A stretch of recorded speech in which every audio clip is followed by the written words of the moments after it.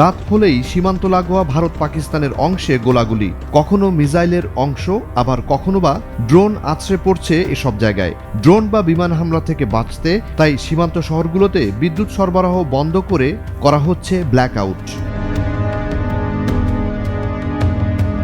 বৃহস্পতিবার ৮ মে স্থানীয় সময় সন্ধ্যার কিছু পরে ব্ল্যাক আউট করা হয় ভারতের পাঞ্জাব ও কাশ্মীরের অনেক এলাকা।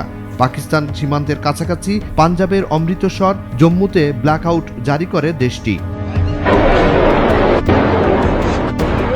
সামাজিক মাধ্যমে ছড়িয়ে পড়া স্থানীয় বাসিন্দাদের তোলা কিছু ভিডিওতে দেখা যায় রাতের আঁধারে একের পর এক আগুনের গোলা উড়ে আসছে ভারতের ভেতর। কিছু গোলা আছড়ে পড়ার ফলে বিস্ফোরণ এবং কুণ্ডলি পাকিয়ে আগুনের লেলিহান শিখা দেখা যায়। এমন অবস্থা চলে ঘণ্টাখানেক ধরে। বিভিন্ন সূত্র জানায় ভারত নিয়ন্ত্রিত জম্মু কাশ্মীরে সামরিক ঘাঁটি লক্ষ্য করে পাকিস্তান বিমান হামলা চালিয়েছে।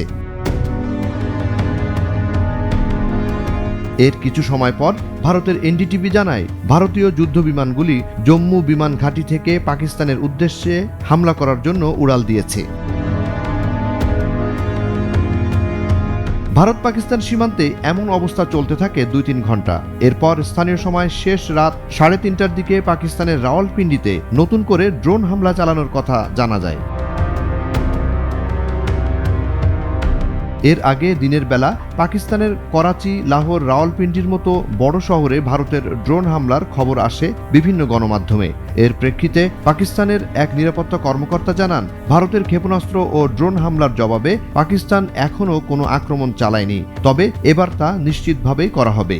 ব্রিটিশ গণমাধ্যম দ্য গার্ডিয়ানের বরাতে তিনি বলেন, আমরা এখনও ভারতের ভেতরে কিংবা কোনো সামরিক স্থাপনায় ক্ষেপণাস্ত্র বা ড্রোন হামলা চালাইনি। আসল পাল্টা জবাব এখন শুরু হবে। आपसे थोड़ी देर पहले रिपब्लिक टीवी समेत इंडिया कह रहा है जी पाकिस्तान के शहर लाहौर पे इंडिया ने स्ट्राइक कर दी है। ये लाहौर प्रेस क्लब का बोर्ड है, आपको नजर आ रहा होगा।